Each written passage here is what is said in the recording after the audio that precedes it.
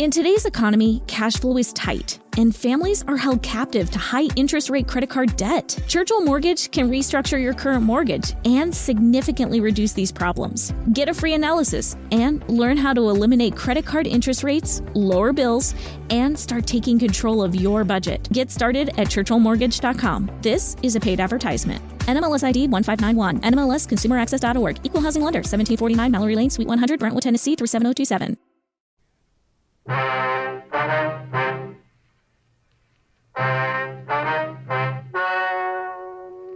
Ladies and gentlemen, the story you are about to hear is true.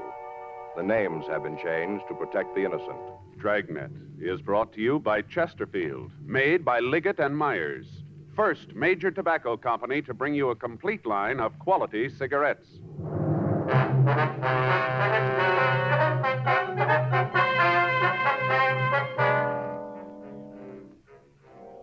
You're a detective sergeant. You're assigned to homicide detail. A young man walks into your office and tells you he has a problem. From the way he talks, you know it's serious. Your job, listen. Today, friends, you hear these three words everywhere. Chesterfield's for me. The Chesterfield you smoke today is the best cigarette ever made. Best for you, because Chesterfield gives you proof of highest quality, low nicotine. The taste you want, the mildness you want. Chesterfield is best for you because it's tested and approved by 30 years of scientific tobacco research. Chesterfield is best for you because it has an established good record with smokers, proven by test after test. Yes, friends, the Chesterfield you smoke today is the best cigarette ever made. For the taste you want, the mildness you want. Join the thousands now changing to Chesterfield. Always say, Chesterfield's for me.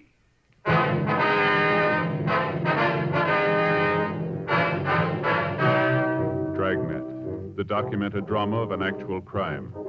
For the next 30 minutes, in cooperation with the Los Angeles Police Department, you will travel step by step on the side of the law through an actual case transcribed from official police files. From beginning to end, from crime to punishment, Dragnet is the story of your police force in action.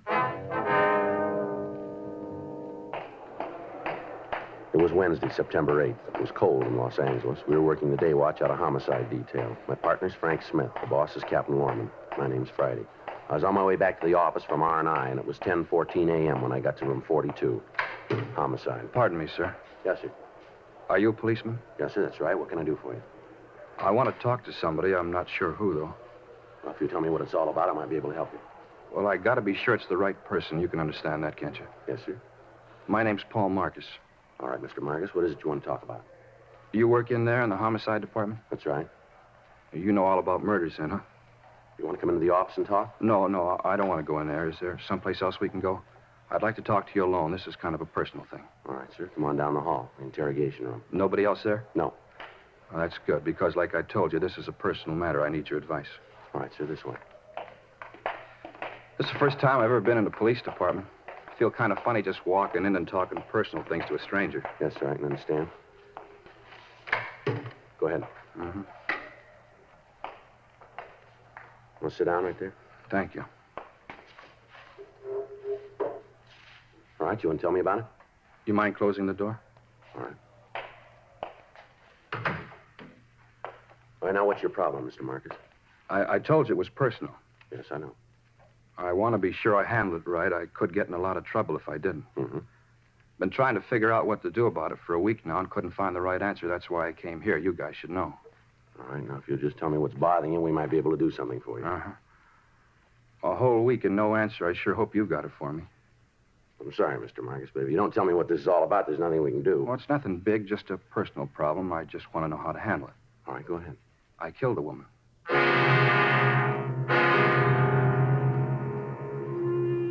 10:18 a.m. We got the name of the woman Paul Marcus said that he'd murdered. We also obtained a description of the victim, and Frank went down the hall to missing persons to see if a report had been filed on her. I waited with the suspect. It's a personal problem. You know how to handle it. I wasn't sure. That's why I came to you.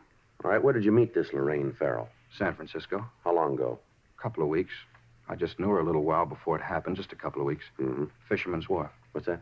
Fisherman's Wharf. That's where I met her in San Francisco. I was on a vacation. 2 weeks with pay, and I went to San Francisco. Fisherman's Wharf. That's where I met Lorraine. All right, go ahead. Well, I was down there sitting on the dock looking at the boats, just sitting there eating prawns. You know how they cook them in those great big pots? Yeah. Well, I was just sitting there eating prawns, and I met her.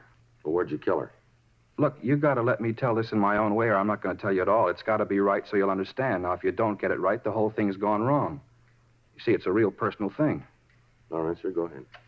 Well, I was just sitting there eating prawns, eating them, and throwing the little tail pieces down in the water. You know how you do. Mm-hmm.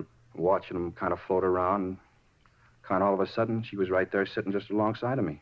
You ever see her before? I never laid eyes on her till then. All right, go ahead. Well, we both sat there for a minute, and then we started to talk. Just little things like nice weather and how long you've been in San Francisco, things like that. You know how you do. How old did you say the feral woman was? 19, turned 19 the 5th of August. All right. She was born there, you know, in San Francisco. She told me about it when we were talking, how she was born there and grew up there. Yeah. Told me all about the schools she went to, how she used to play on Strawberry Island and Stowe Lake. You ever been there? Yes, sir. It's kind of a beautiful place, you know. They got those rowboats, and you paddle around the lake, and right in the middle is this island, Strawberry Island. There's all those swans that swim around. You can feed them. Real beautiful, Strawberry Island. Tell me something, Marcus. You ever been in the hospital? Huh? You ever had any mental care? Been under the supervision of a psychiatrist, maybe? You think I'm crazy, don't you? No, I just ask you a question. Well, I'm not. I've never been to a doctor. I'm telling you the truth. You'll see. All right, you want to go ahead? I guess you get a lot of crackpots in here telling you all kinds of phony stories, huh? The doors are wide open all night. I guess you get a lot of them. But I'm not a crackpot. I'm telling you the truth. I did kill her. But it's important you know why I did it. I got to tell you the right way. If I don't, none of it's going to be any good. When'd you kill her? September 1st. That's the day we left. September 1st. That'd be a week ago today, huh? Yeah, September 1st. Joe? Yeah. See you a minute. All right, just a minute, Marcus. Mm-hmm. All right, what do you got? Well, I checked missing persons. Yeah. I got a report on the girl, same name, description matches. When'd she disappear? September 1st. Well, that fits in with what he told us. Yeah, but there's something that doesn't. What's that? She's 16 years old.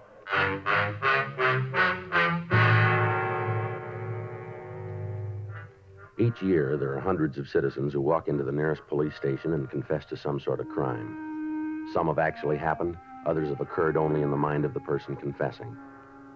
No matter how wild the confession, how implausible the details of the crime, each report has to be checked out. To doctors, such cases are clinical. But to the working detective, they're the cause of a lot of legwork and a great deal of checking. They cost the taxpayer untold man-hours and investigating time, and many times result in nothing. Because of his attitude and his reluctance to give us the complete story all at once, it appeared that Paul Marcus might be one of these people. The fact that he named a girl who was missing meant little, since it was possible for him to have read the story in a newspaper. The only way we had of being sure was to continue the interrogation. 10:34 a.m. She told me she wanted to get away from home. That's what she told me, how it was rough for her there, and she wanted to get away. Mm-hmm. That's when you said you'd bring her down here, is that right? Oh, no, I didn't even suggest it. The whole thing was her idea. She brought it up? Yes. You see, after that first day on Fisherman's Wharf, I saw her several times. Almost every day, we'd meet someplace and talk. Where would you meet her? Well, sometimes in one of the hotel bars. Once we met out at the Steinhardt Aquarium. We met on the rotunda there. You know where they have the big pool and all the alligators swimming around? You know where? Uh-huh. Well, we met there once, and we walked over to the place where they have the band concerts right across the way where the band plays, only they weren't there that day. Wasn't anybody there, just Lorraine and me. We sat on the benches and talked. That's when she said she wanted to go with me. To Los Angeles, huh? Yeah. That's where I was going, and she wanted me to take her. She came right out and asked you. Huh? Sure. Told me how it was hard for her at home, and she wanted to get away. She told me she had friends here. Said she could stay with them until she got things straightened out. You know, get a job and a place of her own. Mm-hmm. Well, she was going to do that, get a place of her own and a job, and then she'd be all right. You ever meet her parents? No, I never went to the house. She told me where it was, though, someplace out by the Twin Peaks Tunnel. I didn't know where exactly. She didn't want me to go out there. Said it would only cause her more trouble. That's why I'd meet her in town. You ever meet any of her friends up in San Francisco? Yeah, just once we were in a drugstore on Market Street having a sandwich. We were just sitting there, and she was telling me how it was bad for her at home, and a girl came in. Looked like she was a schoolgirl. You know how I mean, young? Mm-hmm. Well, she came in and talked to Lorraine, then they went over to the phone booths and talked. You didn't actually meet the girl? No. Lorraine said if I did, the girl might say something to Lorraine's parents, and that would cause trouble. You know this girl's name? I think it was Grace. I'm not sure, but I think it was Grace. When'd you leave San Francisco? Wednesday morning, September 1st. I wanted to get back in time to get some rest before I had to go to work. You know, my vacation was up, and I had to go back to work. Where'd you pick up the girl? Wasn't a pickup. I was sitting on Fisherman's Wharf eating prawns and looking at the boats, and we started to talk. Wasn't a pickup, we just got friendly. No, Marcus, he means that where'd you pick up the girl when you left for Los Angeles? Oh, I thought you meant when I met her the first time. That's what I thought. Uh-huh. I met her out at the tunnel. Where's that? Well, you know where Castro Street runs into Market, where the L car comes in from the beach? That's where I met her. She came from home, had her suitcase and all, and she came out on the L car. All right, go ahead. Well, she got off the streetcar, got into my car, and we left for Los Angeles. Where'd you kill her? I told you before, if I don't tell it my way, it isn't going to work. You're not going to understand. It's got to be my way. All right, go ahead, Mark. Well, it was a beautiful day, just the kind of a day you want when you're going on a drive. You know how I mean, clear and the sun shining. Yeah. Well, that's what kind of a day it was. Uh-huh. You could see all across the bay over to Berkeley and way up north. It was real clear. You want to go ahead with your story? Mr. Friday, Mm-hmm. my way? Yes, all right, go ahead. All right. We drove all day, stopped for lunch at a place near San Luis Obispo, a little lunch stand there. Had a French dip sandwich. It was one of the best I ever had. The meat was real lean, and they didn't sop up the bun with the gravy. Just the right amount. One of the best I ever ate. Mm-hmm. Lorraine liked them, too. She didn't like the bread all sopped up with gravy. Well, go ahead. What happened after you had lunch? Well, we left there and drove on. We got down to around Malibu. I guess it was really before that, where the divided highway is, up the coast. You know where the cliffs are? Yeah, we know. Well, we stopped. Gee, it was such a beautiful night. I just wanted to sit there and look at the ocean. People don't take time anymore. And what happened then? We just sat there, had a cigarette, and talked. That's when I told her. First time I ever said it. What was that? It's funny. I guess most fellas say it a lot. You know how I mean, to a bunch of girls that never mean it. Go ahead. I told her. First time I said I loved her, and I told her that she didn't have to get a job, that I wanted to marry her and get her a house and all, and she wouldn't have no more trouble at home. How she'd have her own home and everything would be all right. I told her all that. Yeah. And that's when I knew, right then. You could divide the second in a million parts, and in one of the parts, I knew I had to do it. Kill her? Yeah. You see, she didn't tell me the real reason. She lied to me, and I knew I had to do it. So she wouldn't lie to anyone else. You can understand that. You can see why I had to do it. Well, maybe you better tell us. Well, it was all a lie, all about the family being mean to her. All that was a lie. She just wanted to get to Los Angeles because she wanted to meet some other fella here. That's why. She lied about the family, and that's why she did it. So, you see, I had to kill her. I had to. How'd you kill her? Huh? I say, how did you kill her? We got out of the car and walked over to the cliffs. We could see right down to the ocean. We just stood there. I just hit her. She fell down. It was quiet. So I pushed her over into the water. Mm-hmm. What'd you do then, Marcus? I got in the car and drove home.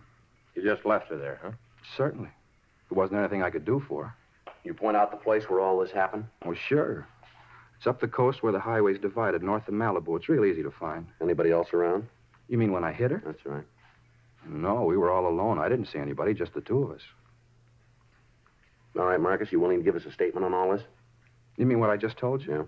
Well, sure. You want me to tell all about it again? We'll call in a stenographer. So you can write it down, huh? That's the idea. Well, sure, I'll tell her. Tell me something, Marcus. When'd you get out of the hospital? I told you before, I was never in one. You guys sure make it tough, don't you? What's that? I came in here because I wanted to tell you about Lorraine. I wanted you to know so you wouldn't think it was my fault, that's all. So you wouldn't think it was my fault, and now you don't believe me. You think I'm just another crackpot trying to sell a phony story. You guys sure make it tough. We gotta be sure. Well, I'm telling you the truth. I want you to believe me. Yeah. I want you to believe me. And we're beginning to.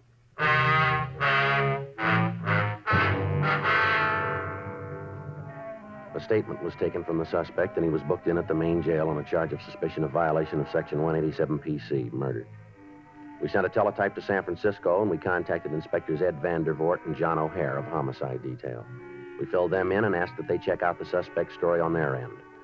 We also asked that they send us all available information on the missing girl and that they check with her family and try to get a list of any known associates that she might have had in the Los Angeles area. Frank and I checked out of the office at 7:48 p.m. and we went home for the night. The following morning at 9:23 a.m., Inspector Vandervoort from San Francisco called back. Uh-huh. Yeah. When was that, Ed? Wait a minute. All right, yeah, I got it. How about friends down here? I say, how about friends down here? Mm-hmm. Oh, I see. Well, it should be here this afternoon, then. Right. Yeah, we'll check them out. No, that's on the way. We put it in the mail for you last... Well, you should have it by now, then. Okay, right. Right, Ed, thanks very much. We'll be checking with you. Right. Bye. How about it? Well, they checked the family and the friends, the place where Marcus said he stayed up there. Yeah. Marcus' story checks out all the way.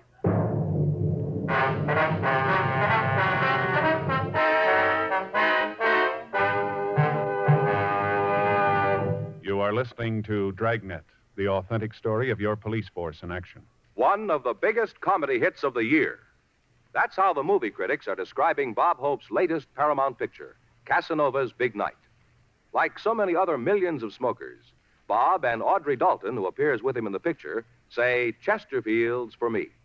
First, Audrey Dalton. I changed to Chesterfield king size because I think it's better than any other king size cigarette. Bob Hope says, 5 years. That's how long I've been smoking Chesterfields. And they have what it takes to satisfy me. What's more, I've seen how they make Chesterfields down in their Durham factory. And I wouldn't smoke any other cigarette. Try Chesterfields yourself. You'll find they're best for you, too. yes, either way, regular or king size, smoke America's most popular two-way cigarette. Join the thousands now changing to Chesterfield.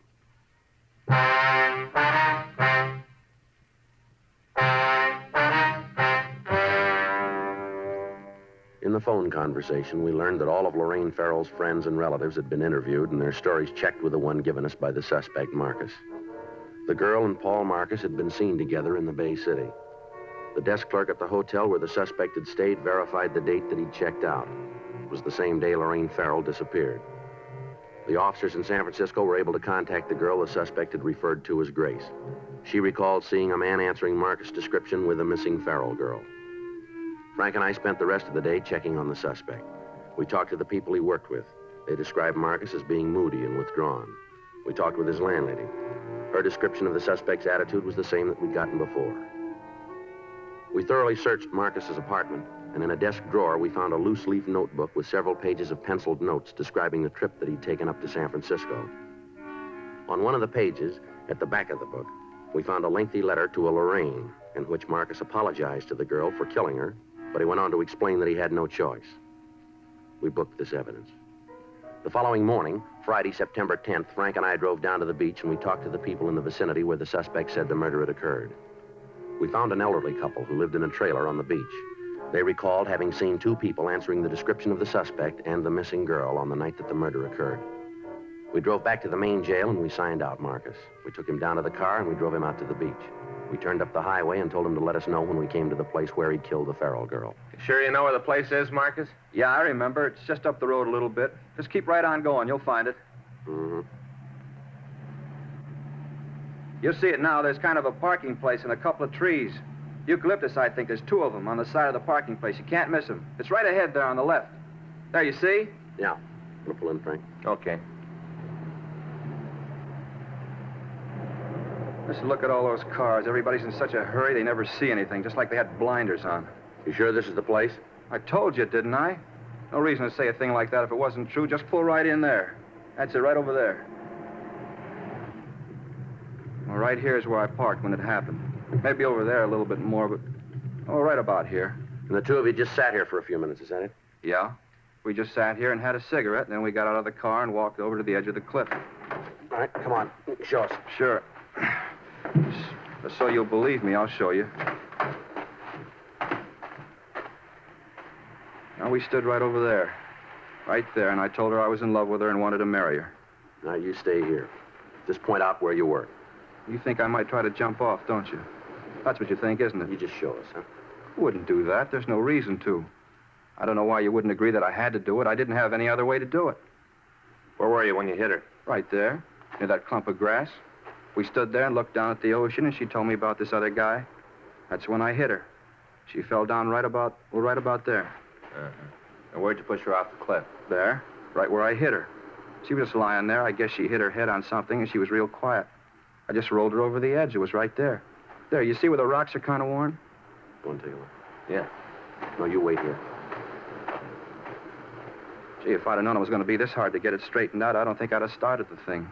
When am I going to get out of jail? That isn't up to us. Well, then I want to talk to the people who it's up to. I got to tell them about Lorraine, how she lied to me and why I had to kill her. As soon as they hear the story, they'll understand. They got to realize that there wasn't any other way. How's it look? Well, I found this caught in a branch just over the edge. Yeah. It's a girl's handkerchief. Read the name on it. Yeah. Lorraine.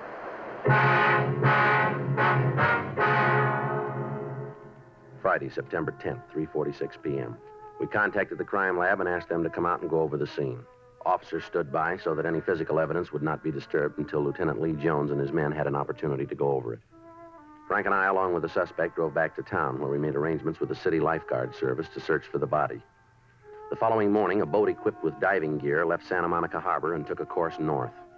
Experienced deep-sea divers searched the crevices in the rocks beneath the cliffs. All of the sea bordering the vicinity was gone over. There was no trace of a body. The shoreline on either side of the murder spot was checked. Still no trace of the missing girl. In the meantime, 2 additional teams of men were assigned to check out the friends of Lorraine Farrell. They carried pictures of Paul Marcus and attempted to dig out any information on the suspect and the missing girl. 6:42 p.m., Sunday. We called the main jail and asked that the suspect be brought to the city hall for additional questioning. I had a reason to do what I did, a good reason. Now, you let me talk to the responsible people around here, and I'll have them tell you. I'm getting a little tired of being shoved around. You just bring in the boss and let me talk to him. What day did you say that you left San Francisco? September 1st. I thought it was the 2nd. The 1st. You said you left in the afternoon, is that right? In the morning, and you remember it. I don't know what all these questions are for. I told you I killed Lorraine. I walked in here and told you there's no reason for all this McGilla. Just no reason. Where'd you hide the body? I didn't hide it. Well, and where is it? I told you I put her in the ocean. We haven't been able to find her. Well, then you're not looking good. I told you the truth all along the line. I've told you the You sure truth. you didn't make a mistake about where all this happened? Not a chance in the world. Right there by the parking place where the 2 trees are. Well, maybe you just thought you left her there. I know it. Had you been drinking when you killed her? No. We stopped and had a couple of beers on the way. Just a couple, not enough to get drunk. But you did have something to drink. Well, sure, but not enough to get drunk on. How many beers you have? 2, maybe 3. All right, which was it? 2 or 3? Well, what difference does it make? Were you drunk? No. How about the girl? Was she drunk? No. You sure about that? Yes, I'm sure. What are you trying to do? What difference does it make? Maybe we did have more than a couple, but what difference does it make? Just trying to get things straight. We want to be sure we got the right story. Well, you have. All right. How about a cigarette, huh? Yeah, thanks. Frank? Yeah, thanks. Here, I got a match. Hey, wait a minute. Don't light his, too. That's bad. What do you mean? 3 on a match. It's bad. It is, huh? Well, sure, you never do that. Here. Thanks. You got right home after you killed the Farrell girl, huh? Yeah. I drove right down the highway and went home. Traffic was kind of heavy. I thought about it, all those people all hurrying around, not taking any time. Anybody see you when you came home? What do you mean? Well, anybody see you park the car, go into your apartment? Well, no, there wasn't anybody around. Now, you said when you met the girl up in San Francisco that she had a suitcase with her, is that right? Yeah, she did. Artificial leather with real leather binding. And where is it now? Huh? What'd you do with her suitcase? Well, I don't know. I don't remember it. We couldn't find it in your room. Well, you didn't have no right to go through my room. No right at all. We didn't find a suitcase. Where is it? Well, I don't Did know. you put it with a body? Well, I might have. Where? I don't know. I don't remember. I hit her. She lied to me, and I hit her. And I pushed her into the ocean. That's all I know. And that's all I'm going to tell you. Joe, see you a minute. Yeah, sure. What do you got, Al? We found the girl. Where? She's sitting in the squad room.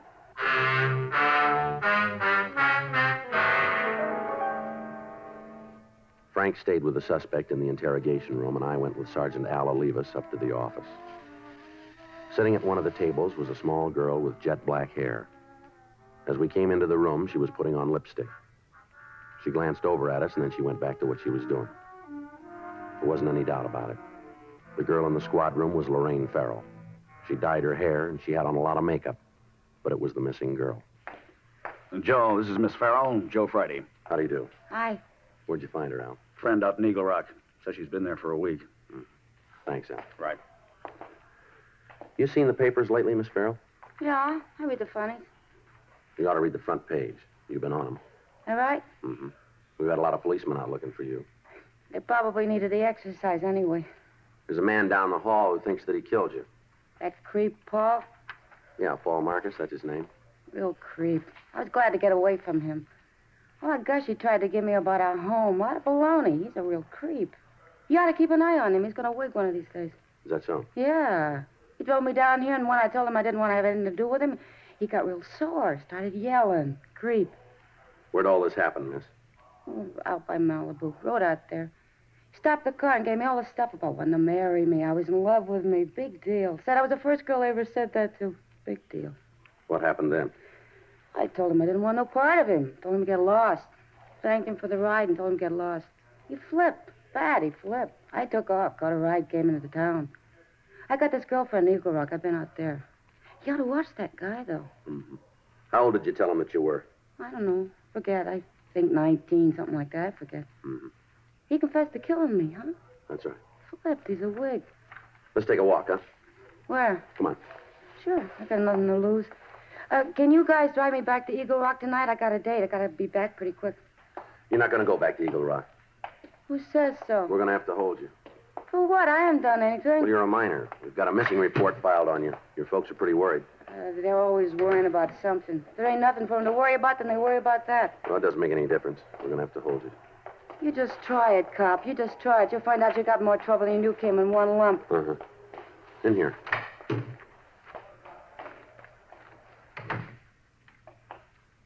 This is Lorraine Farrell, Officer Smith. Hello. Lorraine. Hi, creep. I didn't mean to do it. You know that. I didn't really mean to do it, but there wasn't any other way. What's plan? You know what he's talking about? He thinks he killed you. Wait. I didn't think I'd ever see you again. I didn't think I would. But I want you to know one thing, Lorraine. What's that? I forgive you for lying. I told you it hadn't. Yeah, come on. Where to? We'll take you to the office and call a policewoman. Then to the can, huh? To juvenile hall. Come on, let's go. I'll take her, Joe. Right. Bye, Paul. Bye, Lorraine. I'm not mad at you anymore. You know, I was worried.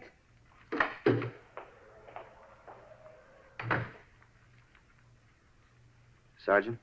Yeah. I want you to know how I appreciate it. Yeah, what's that? What you tried to do, I think was real fine, thanks. I don't know what you mean. You didn't fool me a bit. What?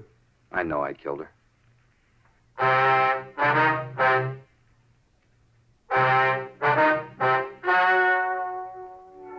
The story you've just heard is true. The names were changed to protect the innocent. On October 4th, the hearing was held in Department 98, Superior Court, State of California, in and for the County of Los Angeles. In a moment, the results of that hearing. Now, here is our star, Jack Webb. Thank you. Earlier, George Fenneman told you exactly why the Chesterfield you smoke today is the best cigarette ever made. And best for you. Now, the rest is up to you. Get a carton or two for yourself. Smoke them and you'll say, as we do, it's Chesterfields for me.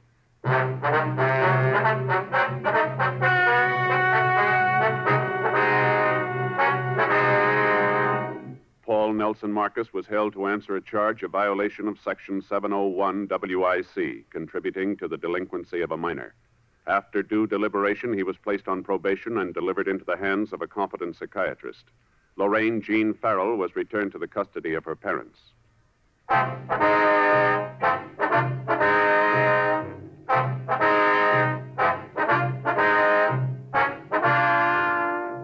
You have just heard Dragnet, a series of authentic cases from official files. Technical advice comes from the Office of Chief of Police W.H. Parker, Los Angeles Police Department. Technical advisors Captain Jack Donahoe, Sergeant Marty Wynn, Sergeant Vance Brasher. Heard tonight were Ben Alexander, Herb Ellis. Script by John Robinson. Music by Walter Schumann. Hal Gibney speaking. Watch an entirely different Dragnet case history each week on your local NBC television station. Please check your newspapers for the day and time. Chesterfield has brought you Dragnet, transcribed from Los Angeles. Filter tip smokers, this is it. L&M Filters, the one filter tip cigarette with plenty of good taste, much more flavor, much less nicotine, and effective filtration. Only L&M filters have the miracle filter tip containing alpha cellulose, the purest material for filtering cigarette smoke. Yes, this is it. As Bennett Cerf puts it, L&M filters are just what the doctor ordered. Buy L&M filters, the distinctive monogram cigarette. L&M filters, America's highest quality and best filter tip cigarette.